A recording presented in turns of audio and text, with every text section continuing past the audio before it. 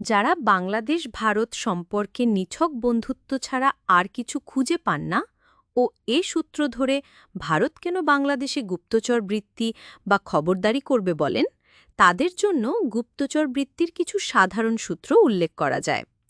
গুপ্তচর বৃত্তি পরিচালনা করার কোনো নির্দিষ্ট ক্ষেত্র নেই। বন্ধুভাবাপন্ন দেশেও গুপ্তচর বৃত্তি পরিচালনা করা হয়। মূলত এর উদ্দেশ্য হল সব দিকে চোখ কান খোলা রেখে পর্যাপ্ত তথ্য সংগ্রহ ও বিশ্লেষণ করে সিদ্ধান্তে আসা। আজ একটি দেশে বন্ধুভাবাপন্ন সরকার ক্ষমতায় আছে, কিন্তু কাল যে কোনো কারণে তা নাও থাকতে পারে, যা গুপ্তচর বৃত্তি পরিচালনাকারী দেশের জন্য মারাত্মক হুমকির সৃষ্টি করতে পারে।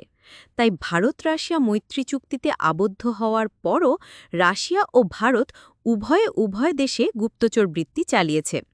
প্রকৃতপক্ষে গুপ্তচর বৃত্তির যেমন কোনো প্রকৃত সীমা পরিসীমা নেই, তেমনই নেই কোনো বিশেষ নৈতিকতার মানদণ্ড।